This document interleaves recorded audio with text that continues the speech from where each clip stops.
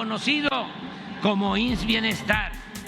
Este sistema de salud pública ya es más eficaz en el mundo.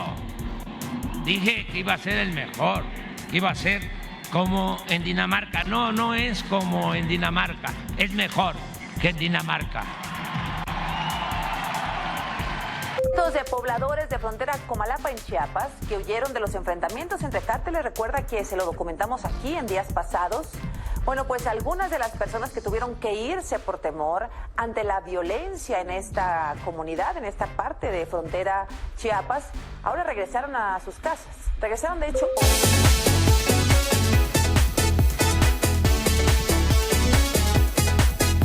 Yo soy para ti una tentación.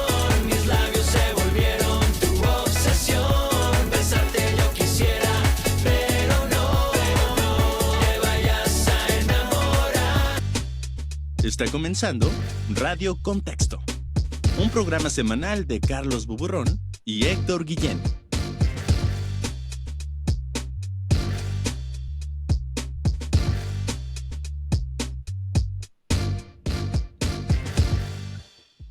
Lunes 2 de septiembre de 2024, ya se acabó agosto, ya inicia septiembre, mes del cumpleaños de Gomita, mes patrio, mes de fuertes emociones y muchos festejos.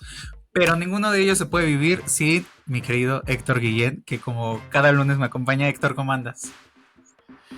Hola, muy buenos días a las contexteras y contexteros que nos están acompañando en el 1x16 de Radio Contexto, su podcast de confianza, amiga. El podcast de las amigas, sobre todo porque, pues, definitivamente el lunes es un ritual para iniciar la semana y qué mejor manera que iniciar con el contexto de los eventos que sucedieron en la semana anterior para así iniciar bien informada en el café del Godinato, en el café de las reuniones, de las tandas, y así poder contar lo que pasó en el contexto de la semana, que es el sexto informe de cabecita de algodón, como dice Wendy Guevara.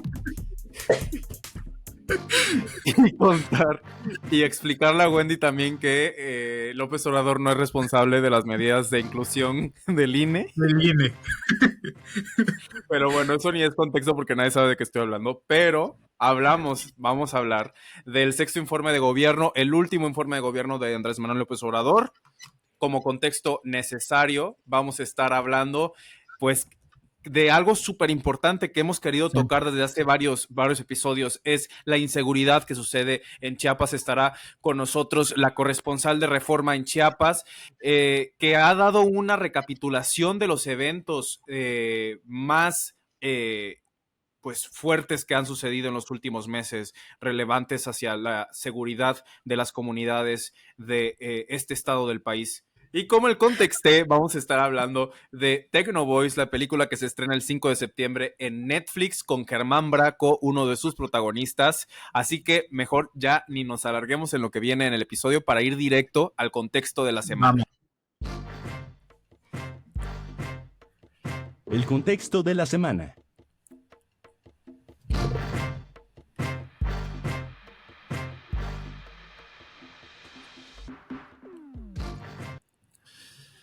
Amiga, ¿qué cosas no? ¿Qué cosas sucedieron bueno, cuando estamos grabando domingo antes del lunes, pero que han sucedido para cerrar la semana con, ahora sí que algo muy simbólico para el López Obradorismo, que fue el sexto informe de gobierno del presidente y algo que representa aún así la culminación de todo el discurso de Morena en los últimos 6 años, de esta cosa como muy representativa de los gobiernos, de las presidencias en México, que es qué tanto se cumplió de lo que se prometió al inicio del mandato, ¿no? Y que hay muchas interpretaciones alrededor, y literalmente alrededor del informe hubo distintas interpretaciones de lo que sucedió en este sexenio. Carlos, cuéntanos qué sucedió alrededor de la plancha del Zócalo. Bueno, pues ahora sí que fue domingo de fuertes emociones en la Ciudad de México, porque a diferencia de los últimos 5 años, en esta ocasión AMLO decidió presentar este informe en un mensaje al pueblo de México en la plancha del Zócalo, lo llenó. Estuvieron obviamente las grandes figuras de Morena, las figuras más representativas, las gobernadoras y gobernadores del partido, Claudia Sheinbaum en primera fila, la familia del presidente y pues los simpatizantes, ¿no? A las 10 de la mañana se dio cita Andrés Manuel López Obrador para presentar su último informe. No es esta presentación que se esperaría, en realidad fue decir algunos datos, decir qué cumplió, que en realidad reconoce que todo lo que prometió lo cumplió y hasta más. Y pues esa fue la dinámica. Pero ahí es importante mencionar que al mismo tiempo, mientras López Obrador llenaba el Zócalo en el Ángel de la Independencia, comenzaba esta marcha convocada por estudiantes y jóvenes en defensa del Poder Judicial, la cual partiría en punto de las 9 de la mañana con destino al Senado de la República, unas cuadritas adelante sobre el mismo Paseo de la Reforma. Bueno, en dicha marcha participaron estudiantes de universidades públicas y privadas y figuras de la política. Hay que decirlo, desde Xochitl Gálvez hasta Lorenzo Córdoba.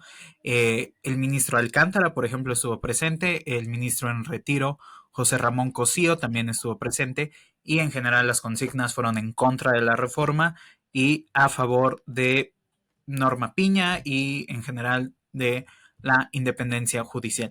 Y también al mismo tiempo se llevaba a cabo el inicio de la concentración de Yo por las 40 horas, esta marcha convocada en Ciudad de México y en otras 29 ciudades, para exigir la aprobación de la reducción de la jornada laboral de 48 a 40 horas, iniciativa que ha estado en el Congreso desde abril del 2023 y que ha generado polémica porque pues, Morena básicamente dijo que lo tenía que consultar con los señores empresarios.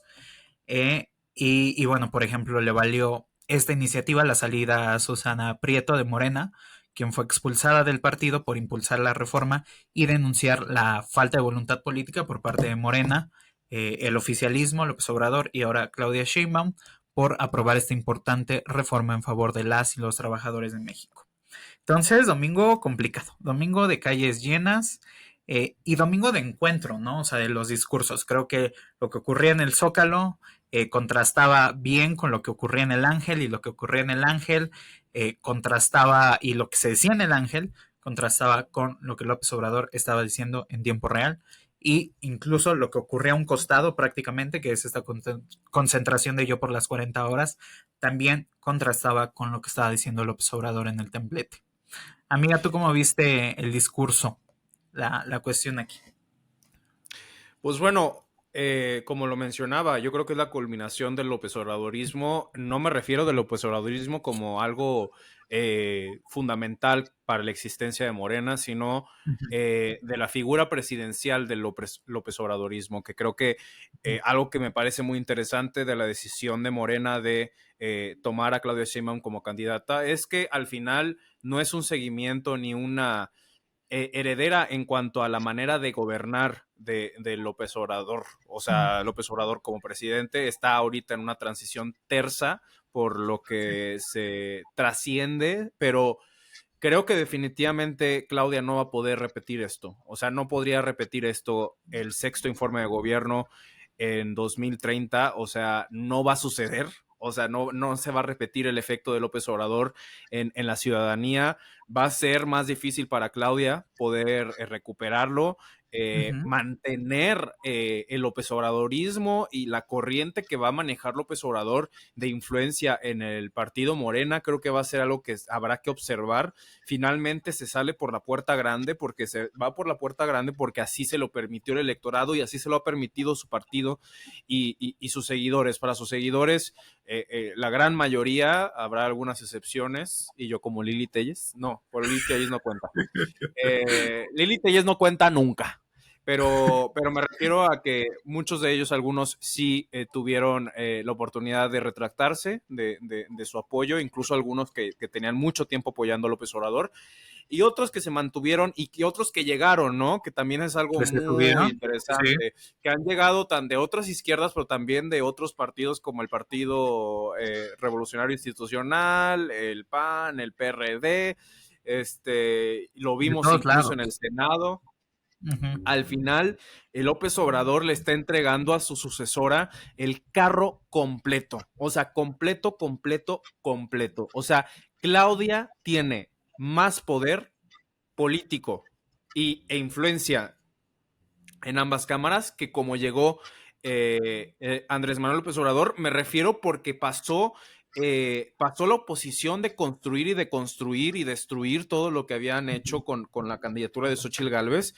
Y creo que ahora más que nunca está desacreditada la oposición con lo que sucedió en los movimientos del Senado, con lo que ha sucedido en la Cámara local de la Ciudad de México. Creo que muestra que López Obrador tenía razón, a lo mejor no de todo, pero sí definitivamente de lo político y del valor que tenía la oposición, que era nulo, que no existía ningún liderazgo y ni siquiera en el Poder Judicial, porque pareciera que las protestas no juntan ni siquiera para la percepción del mexicano común de calle que no entiende la reforma judicial y no la quiere entender porque no le da tiempo.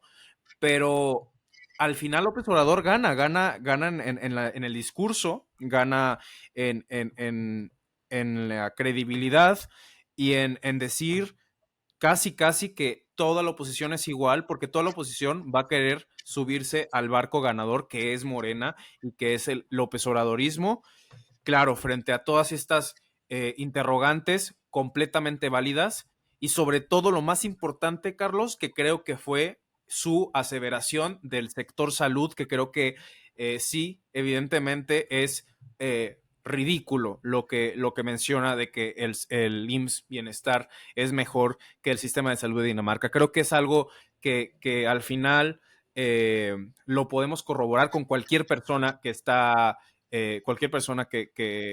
está siendo partícipe, tanto como paciente, como médicos, como enfermeros, de la realidad que está pasando el sector salud en este gobierno y que para muchas personas incluso les abrió los ojos de que han existido errores garrafales en este gobierno y sobre todo en este caso, en este rubro. Creo que coincido con esa parte de el ganar en el discurso, pero creo que, y lo conecto con eso último que mencionas, es un ganar mintiendo, ¿no? O sea, un ganar mintiendo o ganar al menos con imprecisiones, ¿no? O sea, datos de reducción de pobreza según la OSDE que son que hay como que la medición se toma de forma que sale ganando, ¿no?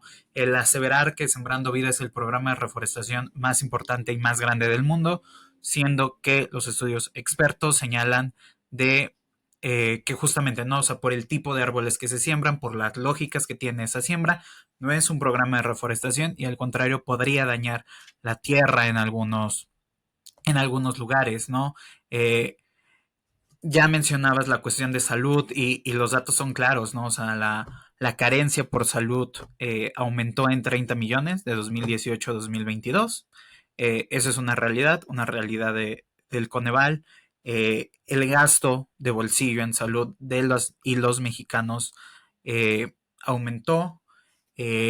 O sea, creo que sí es una victoria, sin duda, y electoralmente es una victoria, pero es una victoria que va con este sello de o mentir o utilizar datos que no son ciertos. Y en ese aspecto no es que López Obrador sea el primero que lo haga, ¿no? O sea, ningún presidente se va a parar un 1 de septiembre a decir, oigan, me equivoqué, oigan, estoy mintiendo, oigan, fracasé.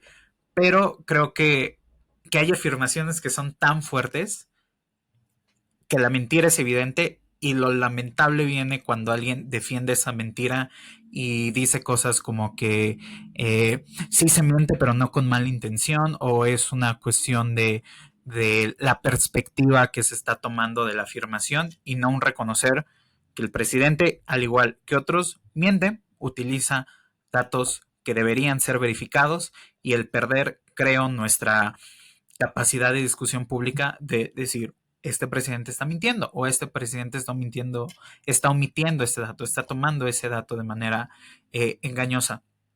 Y creo que sí, o sea, es por un lado esta victoria, que no hay mejor lugar para mostrarlo que las urnas y el poder que le hereda a Claudia Sheinbaum y que Sheinbaum también gana, pero entonces creo que esa necesidad de mostrar datos erróneos, falsos o manipulados ni siquiera es necesario porque la gente, aún viendo la realidad y viviendo esa realidad, no lo está castigando, ¿no? O sea, al día de hoy no ha habido ningún castigo electoralmente hablando hacia los errores de López Obrador, del López Obradorismo y en general de los gobiernos de Morena. Entonces, eh, veremos si a partir del 1 de octubre cambia esa visión y se reconoce que no, que el sistema de salud no es como el de Dinamarca. Entonces tocan un montón de correcciones y toca renegociar, por ejemplo, los acuerdos que hay con IMSS Bienestar con los estados que ya están adscritos a IMSS Bienestar, que la mayoría caducan este mes. Tocará ver qué se hace en otros sectores como educación, seguridad, infraestructura. Entonces, pues sí, es un buen cierre, pero un cierre con estos datos que aún así hacen ruido, que repiten lo que se ha repetido los últimos 5 años, pero que al final sí muestran un presidente que se va tranquilo, ¿no? O sea, que todo lo que se planteó lo cumplió, y también con un discurso que incluso ya en la Cámara de Diputados, cuando Luisa María Alcalde por la tarde va a presentar el informe, se reafirma, ¿no? En el tono que da Luisa María a su discurso, este tono, este cierre que, bueno, que me pareció bastante interesante, de hago entrega del informe del mejor presidente que ha tenido México, Andrés Manuel López Obrador, con su voz cortada y la oposición gritándole que quiere llorar. Pues me parece bastante sintomático de lo que posiblemente nos va a esperar los siguientes años de un enorme poder que tiene Morena, que tienen sus aliados para cambiar, modificar y pasar lo que quieran, y enfrentados a los gritos de la oposición, una oposición minoritaria o marchas de la oposición minoritarias que posiblemente tendrán un nulo efecto en lo que ocurre en el Congreso y en lo que pasa en el Congreso, pues como se mostró este domingo, ¿no? De contrastes. Así es, y que yo creo que la oposición ya no es ni siquiera, o sea, ya no son ni residuos, son cenizas, o sea, es absurdo lo que se ha convertido la oposición. Yo creo que incluso la misma oposición ahorita lo que tiene que hacer es construirse, ni siquiera reconstruirse, existir, renovarse, cambiar estatutos, cambiar, bueno, no, por lo pronto no se puede hacer un cambio generacional porque ahí siguen los mismos, pero definitivamente creo que el inicio de Sheinbaum en el poder marcará la pauta del funcionamiento de Morena, y si nos esperan otros varios sexenios con un PRI 2.0, o si va a venir un partido de izquierda realmente a reformar el país y a utilizar el poder que acaba de generar para bienes, para un bien común, ¿no? Para la sociedad. Pero bueno, por lo que hemos visto en esta transición, se esperan momentos difíciles para la oposición y para, en general, el país. Cambios que yo creo que más que generar el adelanto de si va a ser un desastre o no va a ser un desastre, van a ser cambios, ¿no? O sea, van a ser cambios para el país, definitivamente. Otra cosa que quería recuperar de López Obrador es que ha cambiado la narrativa del seguimiento y de la relación de los medios de comunicación, porque creo que aparte, algo que mencionaba y que lo había mencionado en otro episodio, Sabina Berman, creo que tiene mucha razón, se ha roto un poco el status quo, no solo político, sino de comunicación. O sea, López Obrador no solo irrumpe en la escena política, sino también en la escena cultural, o sea, en la escena de lo audiovisual y de la narrativa noticiosa. Creo que cambia por completo. Tenemos incluso oposición dentro de los medios de comunicación, pero también una minoritaria en el aspecto que es un medio de comunicación como Latinus, que tiene estrategias muy extrañas de contenidos, personas que forman mesas de opinión que no han tenido la misma credibilidad. Me imagino que casi se puede decir que el estado de la escena política nacional es la misma a la escena de los comunicadores en México. López Obrador logró dividir y de alguna manera destruir desde su ángulo, desde su perspectiva como presidente, la credibilidad de reporteros, de periodistas, al menos desde el círculo de Morena y de las izquierdas, que aparenta ser, o veremos qué tanto es cierto, ¿no? O sea, qué tanto sucede cuando él abandone el reflector, qué tanto realmente cambió a partir de que se retira de la escena, se reconstruirá todo como antes de cómo estaba él, se va a renovar por completo la presencia de comunicadores, la manera en la que interactúan con la audiencia, qué va a pasar, ¿no? Porque al final creo que todos en general están tanto políticos como periodistas, están nerviosos por lo que va a suceder en los próximos años, personas que están incómodas también con la situación de seguridad, como lo vamos a platicar más adelante con Mariana, que ella nos va a contar todo lo que sucedió en los últimos meses en Chiapas.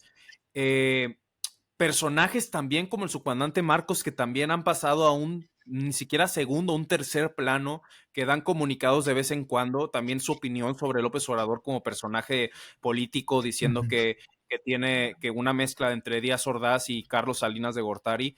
Creo que ha cambiado mucho lo que era López Obrador en los 2000 a lo que cierra hoy su gobierno, y definitivamente fue un temblor muy fuerte para todos, o sea, tanto ciudadanos como para políticos, como para comunicadores, como para analistas, como para empresarios. Creo que no cabe duda que este sexenio cambió por completo la realidad de este país. Es difícil porque es difícil calificarlo porque no tiene esta sombra. Por ejemplo, Peña Nieto tuvo la sombra de Ayotzinapa, Calderón tuvo la sombra de la guerra contra el narco, y es extraño con López Obrador porque o sea, existen tantos hechos independientes de errores, ¿no? Que se realizaron durante su sexenio, la manera en la que, según estos periodistas de la Ciudad de México, dicen que se polarizó por completo el país, cuando en la realidad el resultado electoral fue algo que muy distinto, ¿no? En el sur y en el norte, pareciera que hay algo que López Obrador terminó por revolucionar, pero no se entiende qué. O sea, pareciera que con los años se va a poder dimensionar con más exactitud el efecto del López Obradorismo en la silla presidencial. Sí, yo para cerrar, sí me quedo con esa parte de tardarán los años para ver qué revolucionó o si nada revolucionó, ¿no? Y creo que, o sea, y en el nada yo sé que estoy exagerando. Ver si en realidad fueron cambios profundos, o sea, en nivel, en verdad se movió esa estructura del país, o en realidad fueron cambios superficiales, ¿no? O sea, hoy por hoy creo que con la evaluación que yo podría hacer es que hay cambios, sin duda alguna, pero muchas de esas estructuras, de esas fuertes estructuras siguen intactas. La estructura de las y los millonarios de este país, de los millonarios de este país sigue intacta. Ellos están contentos y felices con este gobierno. No les tocó, o sea, no afectó en realidad sus grandes intereses.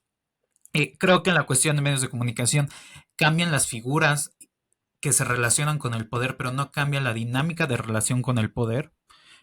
No hay esta ruptura y esta generación de una nueva generación de periodistas genuinamente independientes o que no dependan de la publicidad gubernamental. No la hay. Cambian las figuras, pero no cambia la estructura, no cambia el funcionamiento, no cambia la dinámica. Creo que las manchas de López Obrador, en eso sí estoy de acuerdo. No, al final del sexenio no sabemos cuál es esa gran mancha, y creo que la mancha, al menos de un lado, de no sé si les puedo llamar oposición, pero sí de quienes no están conformes o no están de acuerdo con el López Obradorismo, dirían que la gran mancha fue la erosión democrática, el sepultar el régimen de la transición, y no en un buen sentido, sino en un mal sentido, de la construcción de instituciones, de una democracia incipiente y disfuncional, pero democracia al fin. Creo que esa es la visión de, por ejemplo, alguna de las personas que salen a marchar este domingo en el Ángel de la Independencia.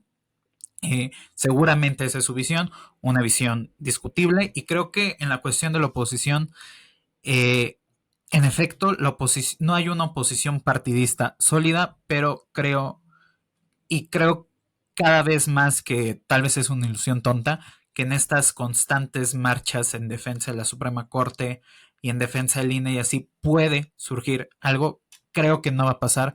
Creo que si bien es gente que tiene la capacidad de organizarse para marchar un domingo, no sé si hoy por hoy tienen la capacidad de organizarse para construir un movimiento político como el que hoy gobierna después de más de 18 años, casi veintitantos años de construcción, más bien después de más de 20 años de construcción, que es el López Obradorismo, el obradorismo, y creo que a partir del 1 de octubre veremos si seguimos nombrando a esto obradorismo o va a ser otra cosa. Hoy por hoy, al 1 de septiembre, 2 de septiembre, el obradorismo ganó, triunfó, pero veremos si ganó mintiendo, ganó destruyendo o ganó construyendo otra cosa que aún no entendemos. Y pues ya, yo me quedo con eso de este sexto y último informe de gobierno. Así es, amiga. Es cuanto. Es cuanto. Pasamos al siguiente tema que requiere muchísima atención. Quédense más atentos a lo que viene en la siguiente sección del contexto necesario. El contexto necesario.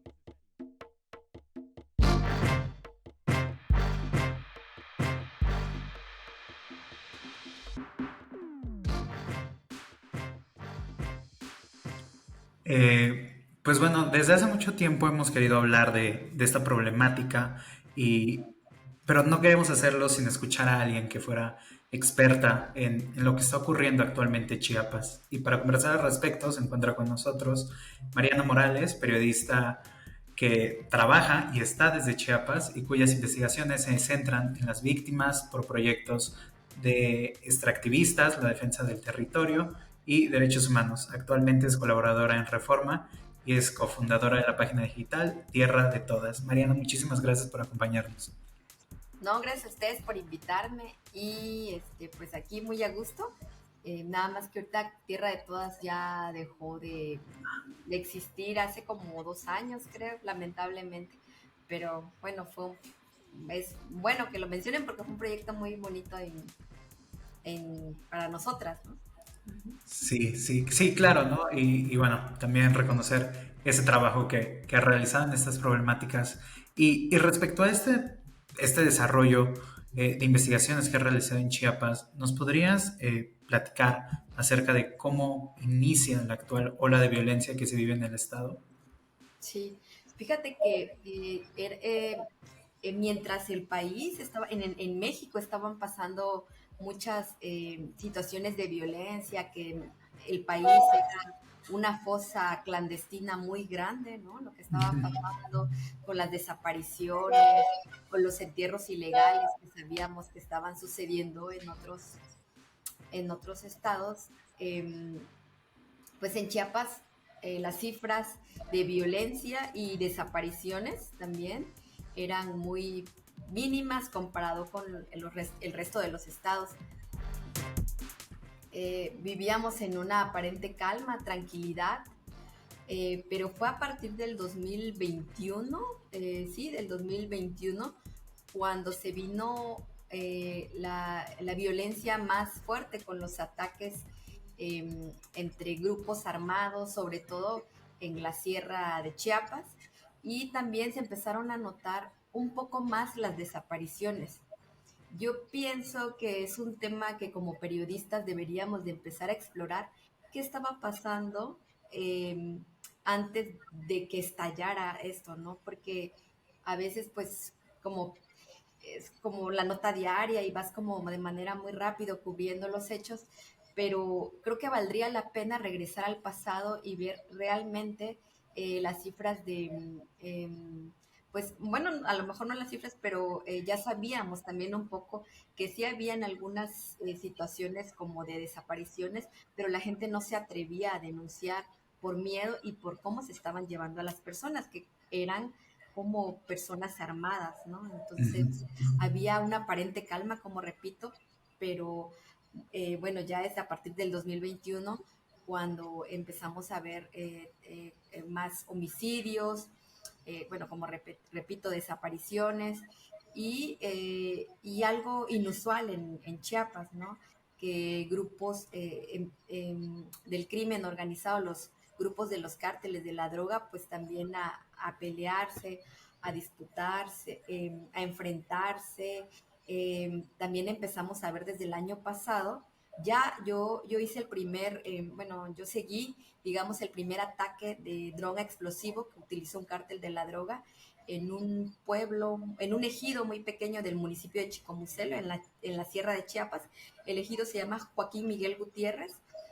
Y en ese momento la situación no estaba tan tensa en Chiapas. Sin embargo, yo fui al hospital de Comitán, que es donde estaba la familia que había sido afectada, ¿no? Y bueno, platicando con un familiar, la abuela de la familia, ella me contaba que pues de pronto, ¿no? Cayó el dron explosivo sobre el patio de sus viviendas, los niños estaban jugando, la mamá estaba haciendo tortillas a mano y bueno, hace un hueco, dice la señora, como de 40 metros, lastima los pies de los niños, a la mamá, y bueno, en ese momento había la posibilidad de que quitaran que amputaran un pie a uno de los menores de edad, ¿no? Pero la señora no sabía bien, ¿no? Ella decía que del cielo había venido. Ya buscando un poco más, pues con datos por transparencia que pedí con La Serena, ya ahí me dijeron, ¿no? Meses antes de esa situación hubo un decomiso de dron explosivo en esa parte de la Sierra de Chiapas. Entonces, desde el año pasado ya empezamos a ver que los cárteles estaban usando ese tipo pues de herramientas, ¿no? Para que se utilizaría en otros lugares del mundo como parte de las guerras y que aquí lo estaban usando en Chiapas. Pero es hasta este año, cuando hace semanas, perdón, meses, que ya se viene más recio, cuando ya se empieza a notar un poco más, sobre todo en redes sociales, ¿no? Circulando estos vehículos que parecen monstruos, o platicando con un militar de Guatemala, me decía que desde ese lado guatemalteco veían ametralladoras que los cárteles estaban utilizando, ¿no? Y bueno, entonces es como, yo pienso que desde hace 2 años es que se empezó a mostrar más lo que estaba pasando aquí en el estado. Y bueno, de manera interna, lo que he platicado con algunas personas, pues fuentes de seguridad, ellos también tienen su explicación, que, bueno, un jefe narco que estaba en el grupo del cártel de Sinaloa, pues lo acusan de haber asesinado a otro líder de acá y él, bueno, se va para el cártel contrario, que es el de Jalisco, y bueno, este señor se lleva, además de los contactos, las rutas, todo, y empieza pues desde ese lado a operar, y pues el cártel de Sinaloa ya está empoderado en Chiapas y bueno, empieza también el problema, la disputa más fuerte, ¿no? Entre los dos grupos. No sé Es si me estoy evidente. explicando, si hay algún problema. El daño colateral en las comunidades, yo creo que ha sido algo que se ha narrado muy poco en los medios nacionales y sobre todo que han existido algunos eventos en específico que han trascendido los titulares nacionales. Pero a ti, Mariana, ¿qué es uno de los hechos que más te ha impresionado que la agenda nacional de noticias ha ignorado de lo que está sucediendo en estas comunidades? Sí, en junio de este año, en junio de este 2024, pues en el municipio en el poblado de Tila, que está ubicado al norte de Chiapas, muy cerca de Tabasco, las personas se desplazaron en grupos, fue un éxodo, ¿no? El pueblo en 3 días se vació, salió totalmente, porque grupos armados empezaron a llegar a las viviendas, a sacar a las personas, a las mujeres, incluso a todos, ¿no? A la manera tan brutal, tan sanguinaria de que sacaban a las personas de sus viviendas. Me impresionó mucho, estos pobladores habitantes se fueron a refugiar al municipio que está ubicado como a media hora, que se llama Yajalón. Esa zona también, la zona norte de Chiapas también está tremendamente amenazada por estos grupos criminales, pero en ese momento, en ese mes de junio, la situación no estaba tan tensa. Entonces, nosotros, junto con otro compañero, fotógrafo, estuvimos 3 días en el municipio perdón, ahí en los albergues donde la gente se refugió, y las historias que contaban. Por ejemplo, una de esas es una mujer que me decía que entraron a la casa de su suegro o el grupo. El señor le dijo que ellos no tenían nada, porque luego estos grupos como que andaban buscando en las casas de las personas si ellos pertenecían al grupo contrario criminal.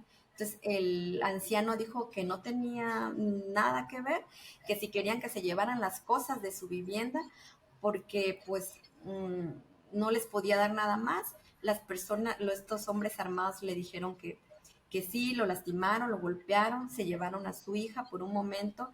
Yo supongo que hubo ahí una agresión sexual de la chica con la persona, con la mujer, con la joven, perdón. Y ya luego agarraron, vaciaron su casa del señor y se fueron. Entonces la hija del anciano llevó a su padre, lo cargó en la espalda y alcanzó a salir. Y ya el pueblo estaba alborotado, ya algunas personas resguardándose, porque hubieron resguardándose, juntándose en casas de 4 o 5 familias en una vivienda. Ella se va a una casa muy cercana y ahí se resguarda y lo alcanza a llevar al señor. Cuando nosotros llegamos al albergue a platicar con ellos, lo acababan de enterrar en Comitán. Entonces y esa es una muerte que el gobierno, que la autoridad del gobierno de Chiapas no documentó, porque dijeron que habían sido, no me acuerdo si 2 o 3 muertos en el municipio de Tila. El señor, disculpen, el señor todavía sale vivo, y cuando llega el ejército a sacar a las personas, para que ya salgan del pueblo, lo llevan al hospital de Comitán, perdón, y ahí fallece.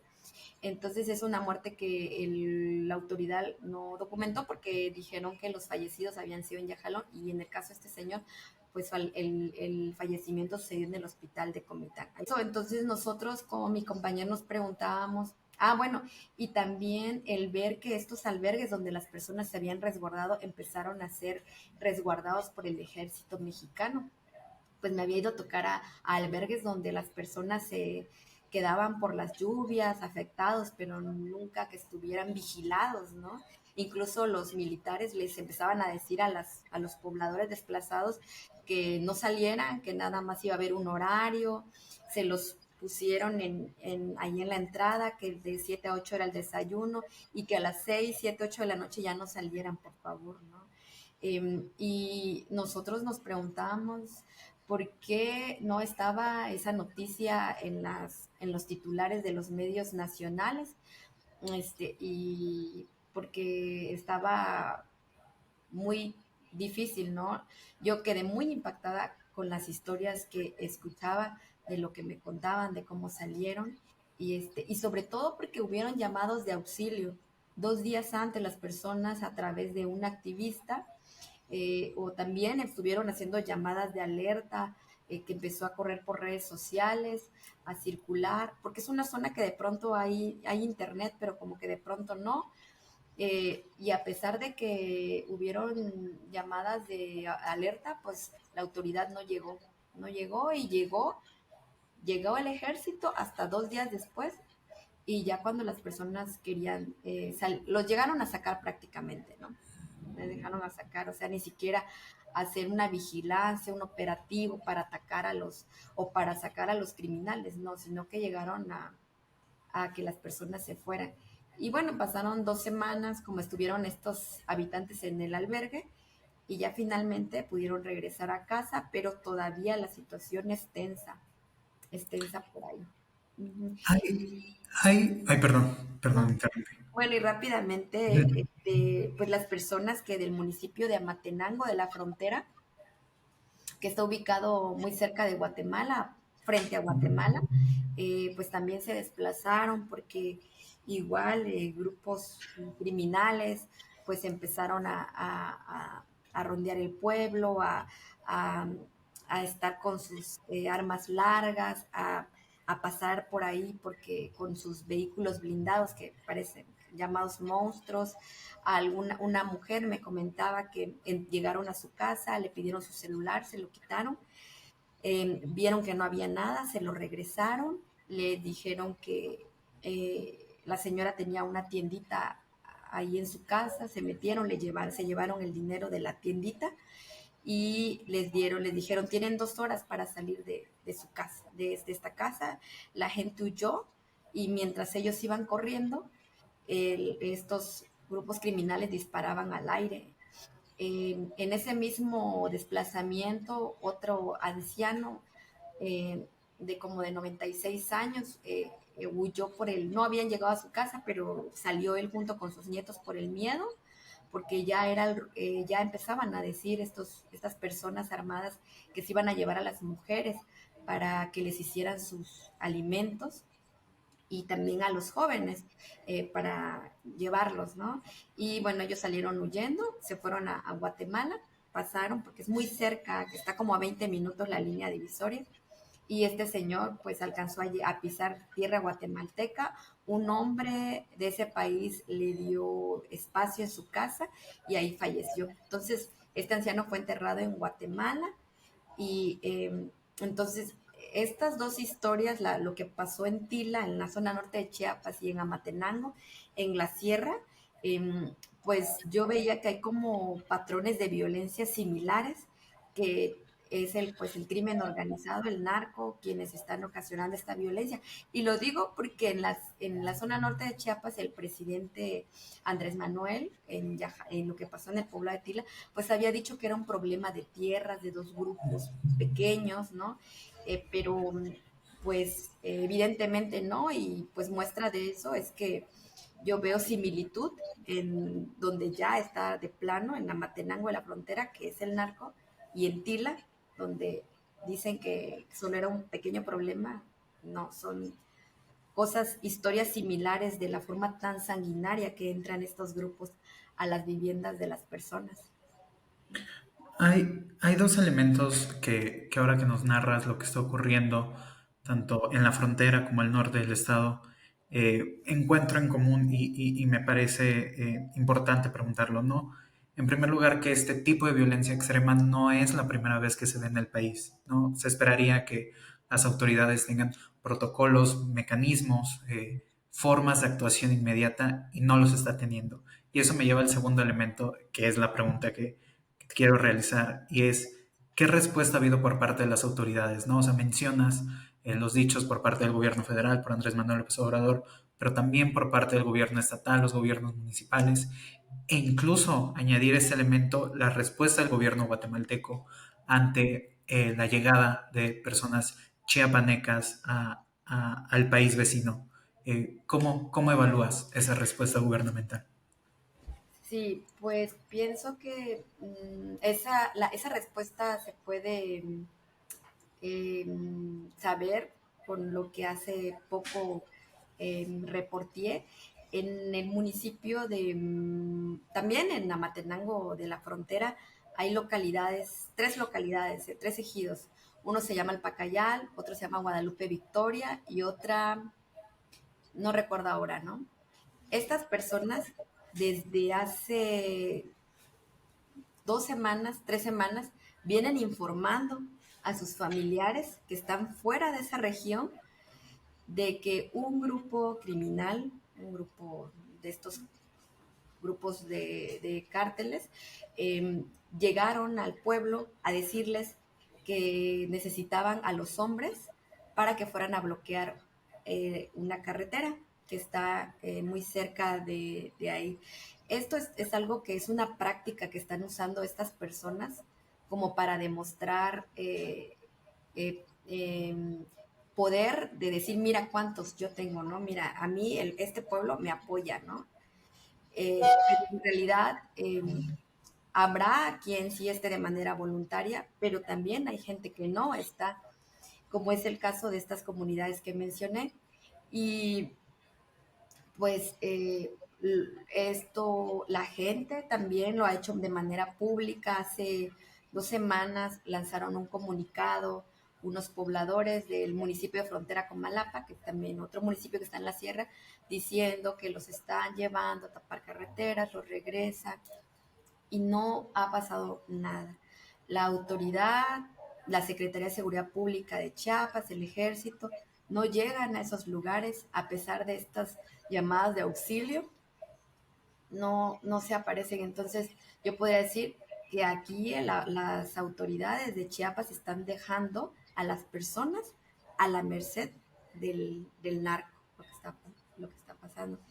Y yo no sé si, bueno, sí, creo que ustedes recordarán aquel desfile del grupo de presuntos integrantes del cártel de Sinaloa, que fue, no me recuerdo en qué mes, recientemente, ¿no? Que se hizo muy famoso y todo, ¿no? Bueno, yo creo que vale la pena también saber realmente si había gente, porque bueno, también se dijo mucho en las noticias que los pobladores les aplaudían, ¿no? Pero, pero, como repito, hay quien sí esté de manera voluntaria, pero yo también estoy segura que hay pobladores que no están de manera voluntaria, pero que los están obligando. Y bueno, después de todo esto que nos has narrado y sobre todo tú que estás allá en Chiapas, y esto que mencionas de la falta de autoridad y presencia de autoridades en estos lugares, en estos poblados que están alejados, ¿qué, qué es lo que tú imaginas que podría suceder si existiera mayor presencia de elementos militares que al final han sido muy controversiales, ¿no? En presencia de seguridad pública. Pasó incluso cosas similares que mencionabas de pueblos abandonados como en Tamaulipas en los 2000. La intervención de los militares no siempre es bien recibida en poblados, pero ¿qué es lo que imaginas que será esa estrategia que está tomando? ¿Si va a seguir esta ausencia o ha habido indicios de cambio en la estrategia de seguridad en Chiapas? Ujú. Sí,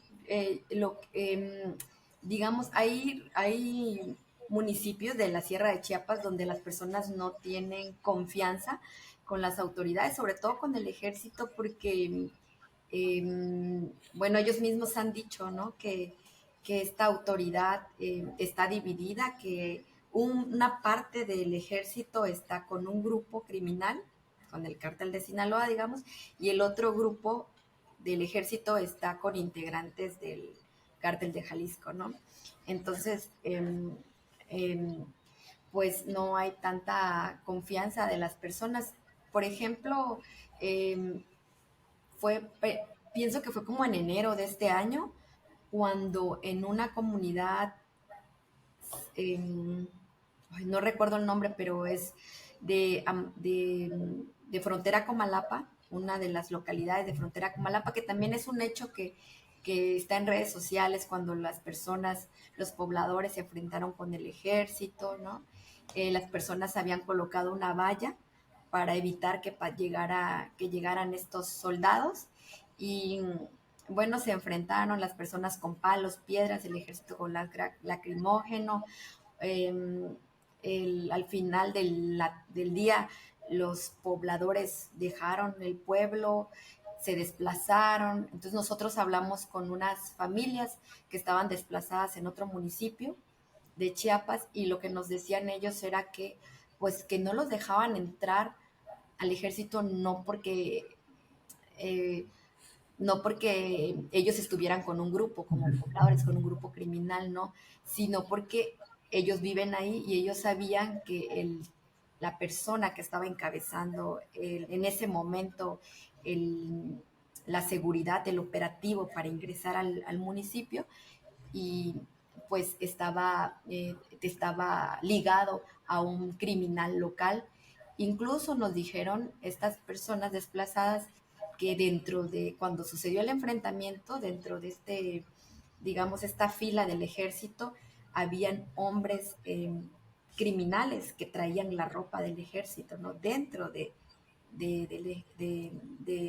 los soldados, ¿no? Dentro del grupo de los soldados. Entonces lo que ellos creen es que, bueno, nos querían sacar para ellos entrar y ellos quedarse y apoderarse. Y perdón, hace rato no comenté la respuesta del gobierno guatemalteco cuando nosotros estuvimos en Guatemala entrevistando a las personas que a Matenango de la frontera pues se desplazaron. Es impresionante la respuesta de los pobladores guatemaltecos para ayudar a los mexicanos, dándoles alimento. Llegaban a cocinar las mujeres, a hacer las tortillas a mano, estuvieron recolectando víveres. Nosotros vimos cuando pues personas de Huehuetenango, Guatemala, se solidarizaron y enviaron alimentos para los mexicanos. También era una primaria donde las personas se habían resguardado, que también no fue un albergue provisional, sino que las personas venían huyendo de México y la primaria, que no había clases en ese momento, era lo primero que encontraron y ahí se metieron, ¿no? Entonces también ahí estaban las personas, pues también el ejército guatemalteco resguardando. Y ya nos acercamos un poco más a la línea divisoria entre México y Guatemala para ver cómo los militares guatemaltecos pues estaban resguardando su país. Y pues lo que nos contaron así muy discretamente los militares de Guatemala es que pues ellos han visto pues desde este lado, ¿no? Porque además pues, es parte de la Sierra de Chiapas, que también también llega hasta Guatemala, esa sierra, que ahí ya tiene otro nombre. Entonces estamos así como en la parte alta y desde acá arriba se ve México, ¿no? Ya se ve abajo. Y pues también mientras el presidente Andrés Manuel decía que pues estaba muy bajo, que no estaba pasando nada, pues los guatemaltecos seguían diciendo, ¿no? Nosotros vemos que de donde huyó la gente, que eran las varias comunidades, una de ellas, San José, siguen los grupos criminales dando vueltas. Nosotros lo podemos ver desde acá.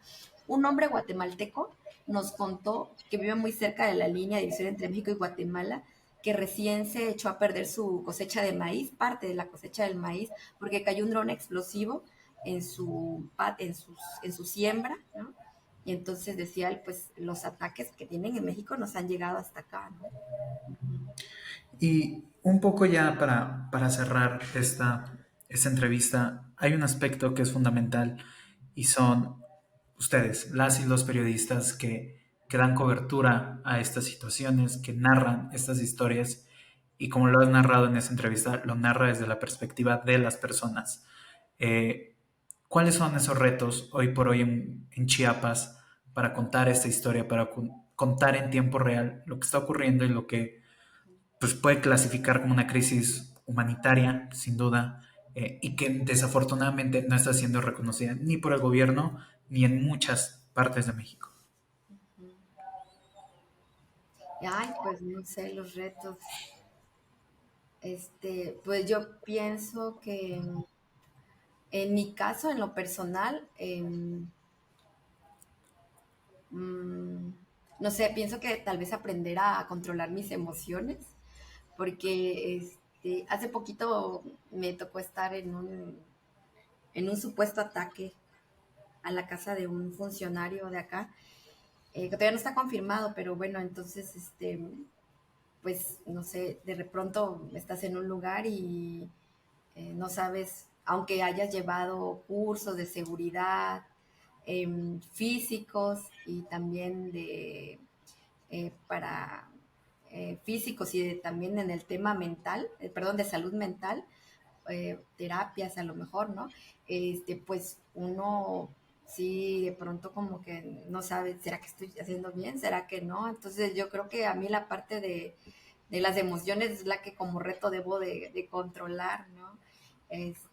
Y pues no sabemos qué va a pasar. La situación aquí en Chiapas cada vez se pone más caliente y pues son pocas las personas, los activistas, las organizaciones y también los periodistas, las y los periodistas que están denunciando. Pues esperemos que pues no sé, la situación no empeore, pero yo pienso que sí. Y sí, no sé, la verdad que, pues yo, ay, no sé, que mi reto sería como esa parte, ¿no? Controlar realidad. No sé si irá a llegar algún momento en que tengamos que decidir o yo tenga que decidir si realmente cubrir, es dar seguimiento a las víctimas, porque bueno, yo pienso que mi periodismo es, ¿no? Escuchar a las víctimas, a las personas que quedan impactadas por esta violencia, pero pues no sé también qué va a pasar en ese aspecto, porque también las personas tienen miedo a hablar, eh, y también, no sé qué más suceda.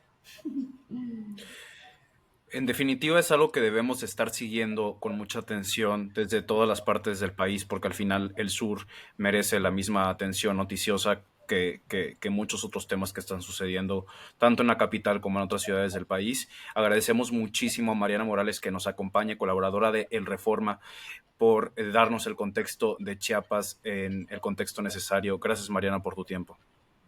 No, gracias a ustedes por la confianza de la entrevista. Eh, Ya está listo el Contexté.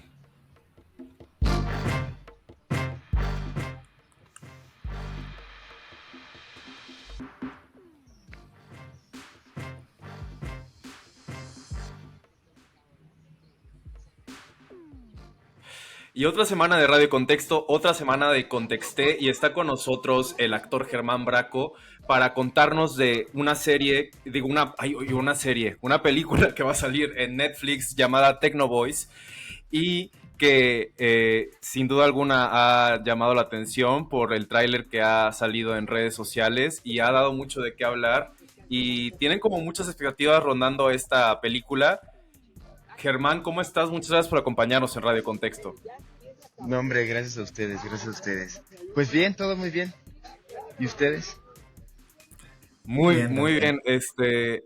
La verdad es que cuando llegamos a ver el tráiler por primera vez nos llamó muchísimo la atención. Definitivamente es una película que no, que da mucho de qué hablar. Creo que lleva un tono muy interesante. Pero antes que nada, cuéntanos, Germán, ¿cómo llegó Techno Boys a tu carrera y cómo te enteras de esta película como actor? Pues fue como, pues como uno siempre trata de que sea, ¿no? Fue una audición completamente abierta a varias personas, actores de mi edad. eh, y justo coincidió que yo estaba haciendo una obra en Teatro Milán que se llama La Golondrina. Y Luis Gerardo Méndez, que estaba armando el elenco en ese momento, ya había visto mi audición y fue a verme al teatro. Y digamos que después de haber visto la obra, de ver mi audición, de ver una segunda audición, ¿no? El proceso normal por el que pasamos todos y todas, y todes, pues evidentemente fue progresando y en algún momento sí recuerdo un mensaje que me mandó, una nota de voz donde me puso bienvenido a Tecnovoice, ¿no? Y fue algo muy bonito porque fue un proceso también muy personal y se agradece cuando en películas de esta magnitud, porque honestamente es una película con una producción de pues sí, magnífica, ¿no? Hay un proceso de selección tan cercano y tan personal. Carlos. ¿Y cómo fue interpretar al personaje que interpretas? ¿Por qué audicionar a él? Cuando leíste el guión, ¿qué pensaste? ¿Cómo te identificaste? ¿O cómo no te identificaste? Y entonces se convierte en un reto interpretarlo. Pues creo que Jay, ya desde el nombre, daba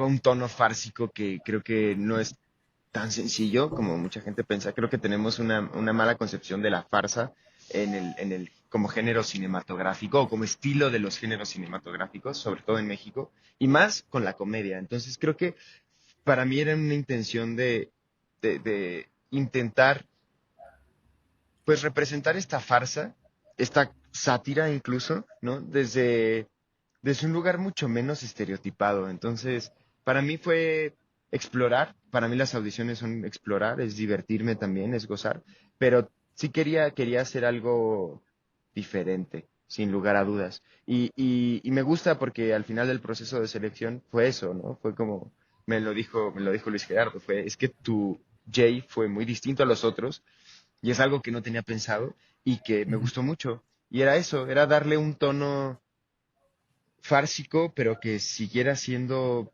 íntimo, que sí tuviera todavía este grado de verosimilitud y no se fuera un pastelazo de comedia de sitcom, ¿sabes?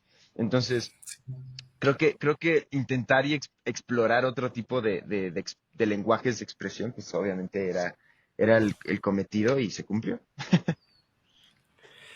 Y bueno, al final si cualquier persona conozca tan solo un poco de tu carrera, sabemos que has pasado por distintos proyectos, desde series de televisión, teleserie, obras de teatro.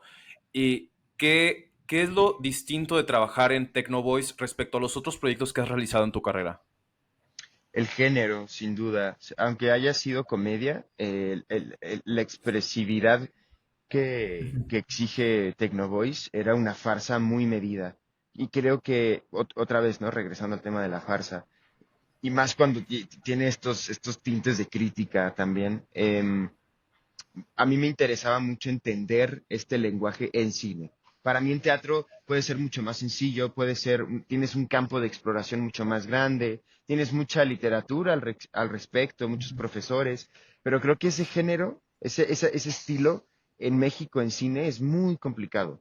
Es muy, muy, muy complicado. Tenemos como, siento yo que la telenovela nos ha hecho eh, pues sí ha creado ciertos estereotipos en el imaginario colectivo de todos los mexicanos, en el que ya damos por hecho cómo debe ser un melodrama, cómo debe ser una comedia, cómo debe ser una farsa, y nos olvidamos que todos estos estilos pues necesitan un grado de verosimilitud y no quedarse en un pastiche, ¿no? Y me importaba a mí pues explorar esa gama expresiva en mí, que nunca lo había hecho en cine, y Tecnovoice fue la oportunidad perfecta. Y la neta, el hacerlo con Luis Gerardo, con Carla, que tienen mucha experiencia en el género, no solamente de la comedia, sino pues en el cine, para mí fue maravilloso poder contrastar un montón de escuelas diferentes, porque también Fernando Bonilla, El Guana, otras nacionalidades, ¿no?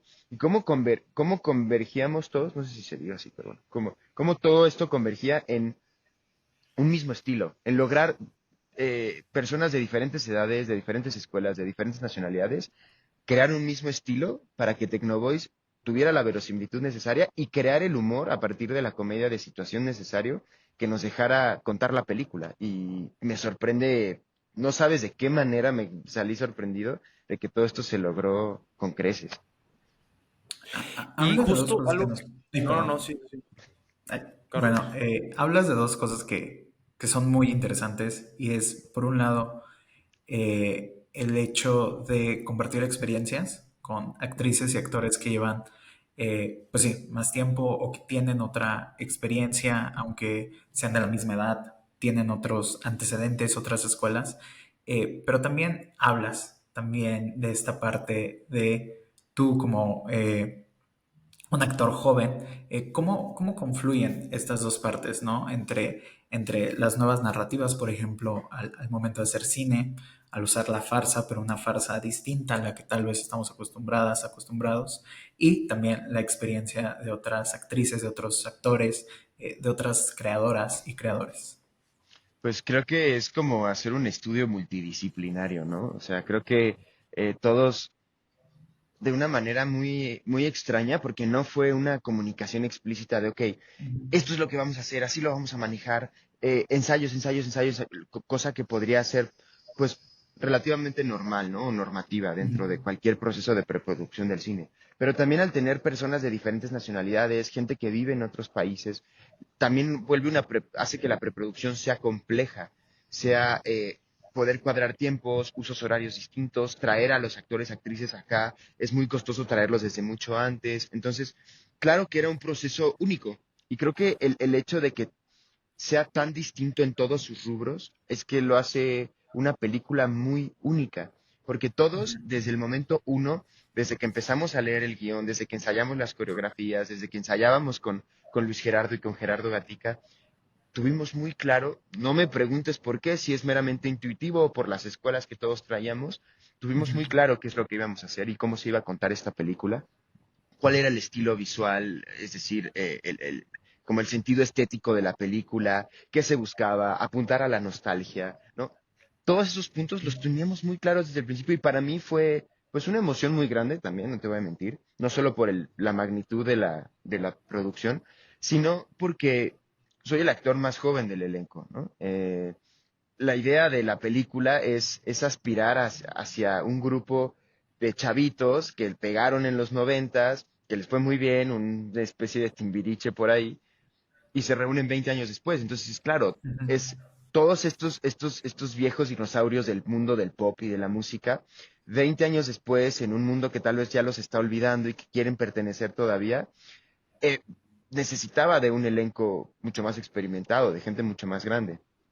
Y yo entrar en el único papel que justo es como ese puente entre el Ujú. pasado, el presente, entre las diferencias de edades y demás, pues fue algo muy chido, fue algo que me enorgullece de haber sabido que conforme pasen los años digan, mira, lo logré de alguna manera, ¿no?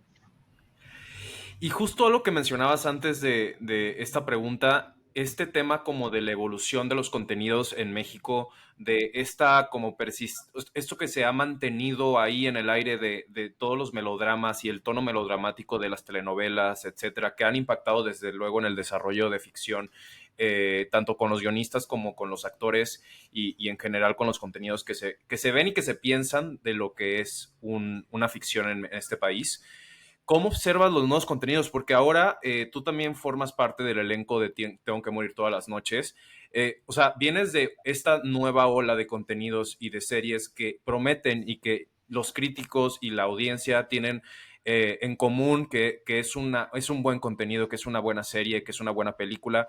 Veremos cuál es la reacción del público con Tecnovoice, pero ¿cuál es, o sea, cómo observas ahora el ecosistema audiovisual con estas nuevas propuestas que están emergiendo posterior a toda esta monotonía de contenidos y sobre todo cómo se ha construido la industria desde los 2000?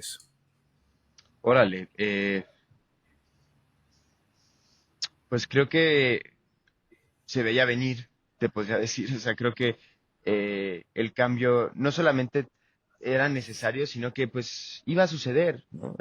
Los públicos cambian. O sea, a diferencia, creo que lo que más ha cambiado, conforme dices, en la industria audiovisual de los 2000 para acá, es que se preocupa y se procura mucho más al espectador, al público. Es decir, antes se concebía mucho como el proyecto o el material audiovisual masivo y el del nicho, es que lo hagan los del nicho, que lo hagan para ellos mismos, ¿no? Y creo que hoy las plataformas han venido a cubrir esos nichos y honestamente creo que han dejado de ser nichos. Creo que hoy si algo es muy pedido por el público, que es lo que las industrias y las plataformas están siempre pendientes, ¿no? Es, es esta pluralidad de contenidos. Es decir, necesito una serie como The Office de 10 temporadas con capítulos burdos pero bien construidos, pero súper básica, hecha con 2 pesos, y necesito series como Dark, ¿no? Y necesito series hechas que hablen de mi realidad y necesito películas y necesito cortometrajes, o sea, ver cortometrajes en Netflix para mí, ¿no? Que fue cuando entró en la pandemia con un parque de Tom York, había otro de Kristen Stewart, ¿no? Empezar a ver ese tipo de contenidos en plataformas audiovisuales que conocíamos o concebíamos como pues masivas, empieza también, creo que estamos ahora viviendo como un segundo cambio, en donde vemos que no alcanza, no alcanza. Sí hay una sobresaturación de contenido, sin duda, pero creo que es porque el público también empieza a pedir y le alegra saber que lo escuchan. Entonces hoy creo que a diferencia de antes, que era alguien que hacía un contenido y la pegaba y nadie entendía por qué y cuál era la fórmula, hoy la fórmula de las plataformas y en general también de las televisoras, me atrevo a decir, es pues saber qué es lo que necesita el público. Necesita, pide, quiere y no alcanza entretenerlo, al menos después de la pandemia o al público joven, con un melodrama mal hecho, con una película romantizada que hable de lo mismo. No alcanza, no alcanza. Sin duda funciona todavía y quedan ahí rezagos de, de que les va bien a ciertos proyectos que hablan de eso todavía, pero creo que al menos el público más joven empieza a necesitar otro tipo de narrativas. Porque también en sus vidas Está personales silenciado, pues, Héctor. empiezan a romper con muchos estereotipos también. No sé, creo Que que es sí lo se que el trabó público conmigo pide también. Sí. y el público pide otra cosa. Mm,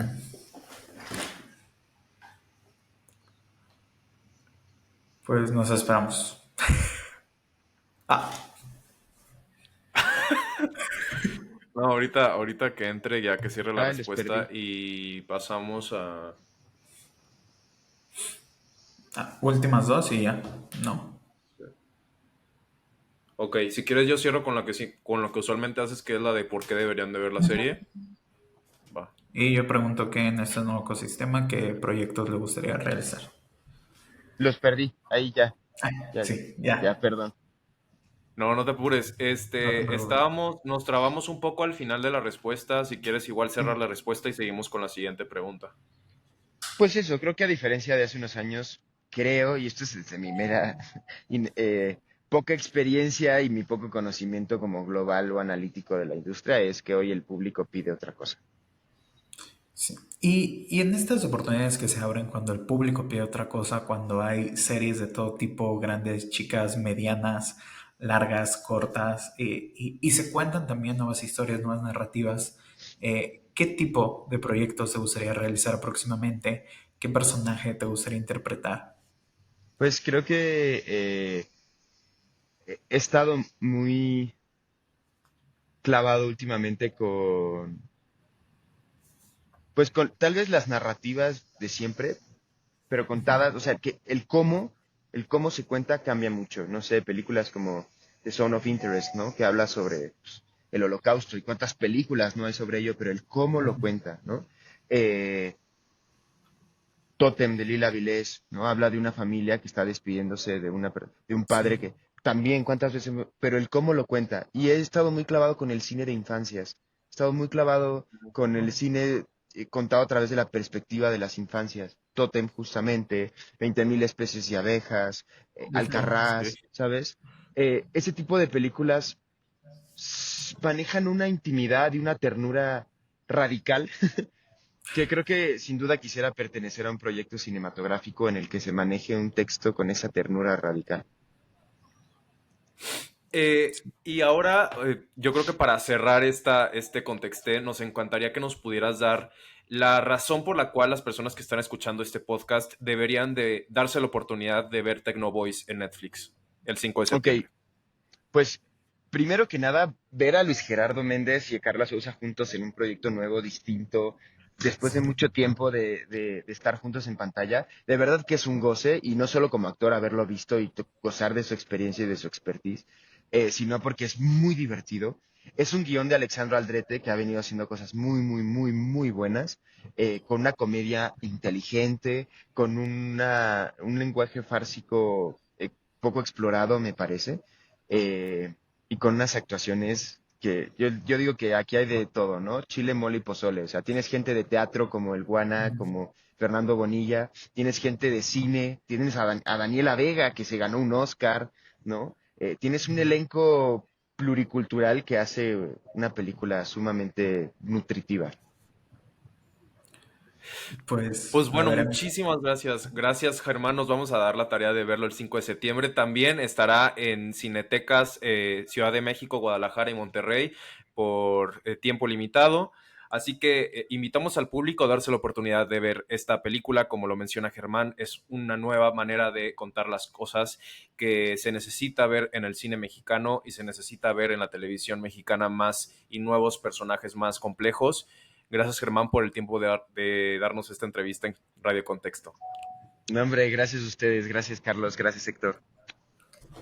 muchas gracias. ¿Qué temas? ¿Qué temas? Tres fuertes temas, tres temas interesantes.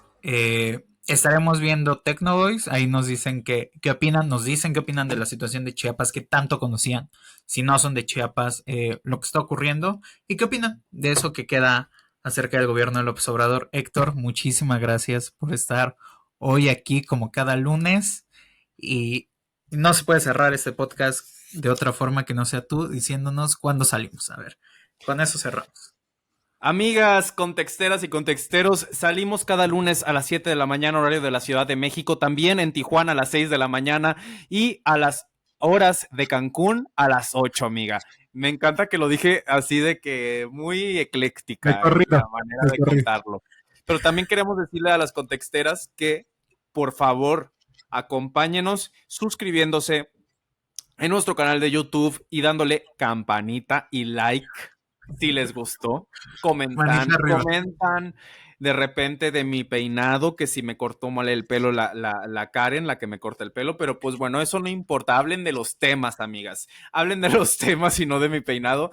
Y también en Spotify y en Apple Podcast, síganos. Es súper importante que nos den su retro en su calificación. No importa si no son 5 estrellas, si son 4 o 3, pónganosla, pero pónganosla. Y díganos por qué les gusta o no les gusta Radio Sí. Contexto. ¿Qué le cambian? ¿Qué le Que cambian, cambien los amiga? conductores. Que cambien los conductores. ¿Quieren que entre Andrea Legarreta y Galilea Montijo en lugar de Montijo. nosotras dos?